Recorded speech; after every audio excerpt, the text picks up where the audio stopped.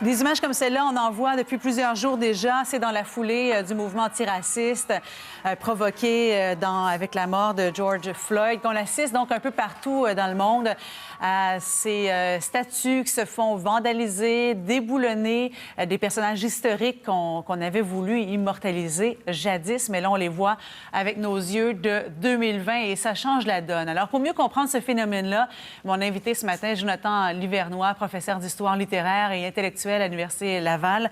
Bonjour, M. Livernois. Bonjour, Mme Lacroix. Alors, on réalise que ces statues, comme celle de Christophe Colomb, par exemple, ont mal vieilli dans l'histoire, c'est ça?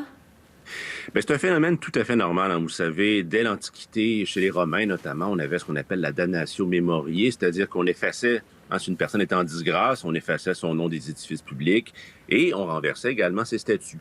Donc, c'est un événement tout à fait normal dans le cours de l'histoire et je pense que la situation raciale extrêmement tendue aux États-Unis cristallise ça actuellement, tout simplement, et qu'on le voit assez bien par les différents événements des derniers jours, par exemple. Ça nous fait voir parfois des personnages qu'on a connus à travers nos cours d'histoire d'une façon complètement différente. Christophe Colomb, qui était celui qui avait découvert l'Amérique. C'est comme ça qu'on l'enseigne encore aux enfants dans les écoles primaires. On se demande, est-ce qu'on doit changer la façon aussi d'enseigner l'histoire là, avec tout ce qu'on vit présentement? Vous savez, l'histoire est en perpétuel changement. On ne l'enseigne pas du tout de la même manière. Vous savez, vous évoquez les manuels d'histoire. Dans les années 60, 50, au Québec, on enseignait les saints martyrs canadiens, les jésuites qui sont brûlés par les Amérindiens. Ça change toujours, et tant mieux. Eh bien, ça, c'est l'historiographie. On comprend bien comment ça peut changer. Mais cette sensibilité-là aussi, elle doit intégrer le cours de l'histoire, la façon d'enseigner l'histoire. Mais je vous dirais qu'ici, il y a une distinction à faire importante entre la commémoration et la discipline historique. La commémoration, ça appartient à l'espace public, à la société civile qui décide finalement qu'elle veut honorer quelqu'un ou elle refuse d'honorer quelqu'un. Je vous donne un exemple très simple à Montréal.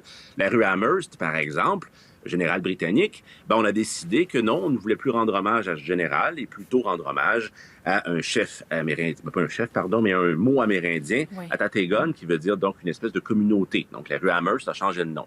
Ça, c'est la commémoration. Et l'historien n'a pas, en quelque sorte, à qualifier ou à décider ce qui doit être commémoré.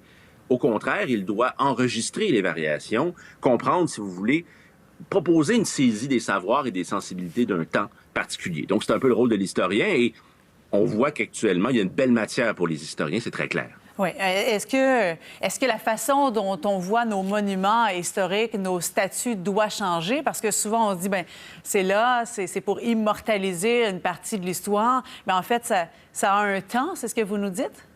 Oui, ça a un temps. Et ça change. Et c'est, au fond, déboulonner une statue, c'est pas tant jouer contre l'histoire, c'est faire l'histoire. Changer des noms, c'est normal, ça se fait toujours. Un exemple très simple, à Paris, par exemple, il y a un endroit qui s'appelait la place Louis XV, qui est devenu la place de la Révolution. On a guillotiné les rois, le roi et la reine, notamment. Et c'est devenu plus tard, quand on a voulu un peu effacer le passé, c'est devenu la place de la Concorde, c'est le nom qu'on connaît actuellement. Alors, c'est normal, ça participe du temps. L'historien doit en rendre compte, mais ce n'est donc pas par la commémoration qu'on fait l'histoire. Pour moi, il y a une distinction, comme je vous le dis, qu'il faut bien faire. Absolument.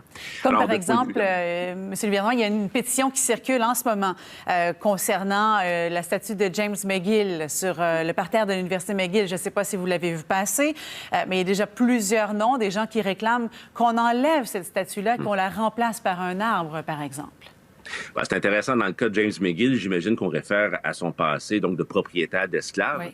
Oui. Dans ce cas-ci, la chose qui est plus complexe à ce moment-là, c'est que c'est l'Université McGill, donc c'est sur le terrain de l'Université McGill. Ça appartient donc à cette institution. C'est plus difficile, évidemment, c'est gérer l'espace commun. Ça dépend, c'est qui est le propriétaire de la statue, comment ça fonctionne. Mais on peut très bien poser la question et on peut très bien interroger l'Université McGill de ce point de vue et elle a un rôle à jouer comme membre, comme partie prenante de la société. Donc, il faut faire attention avec ça. Il y a aussi certaines situations, très rapidement, où on peut se tromper. Je donne un exemple. À Montréal, il y a une avenue Durham, dans Huntsic-Cartierville. L'avenue Durham, ce n'est pas pour rendre hommage à Lord Durham, à l'auteur du fameux rapport. C'est une référence vraisemblable à la ville anglaise de Durham. Ah bon? Donc, on veut, qu'est-ce qu'on fait avec ça? Plusieurs voulaient changer le nom, mais certains disent, attention, c'est la ville, c'est pas Lord Durham. Donc, il y a aussi une précaution à prendre. Il ne faut pas s'emballer trop aller trop vite, réfléchir, mais quand même poser des gestes. Et puis, l'Université McGill aura à réfléchir, évidemment, au passé de son fondateur, James McGill, tout simplement. Ça nous ramène à nos livres d'histoire et c'est pour ça Toujours. que les profs d'histoire sont là, tout comme vous, M. Bernois. Merci beaucoup pour vos lumières ce matin. Merci, Mme Lacroix, au plaisir. Au revoir, bonne journée. Au revoir.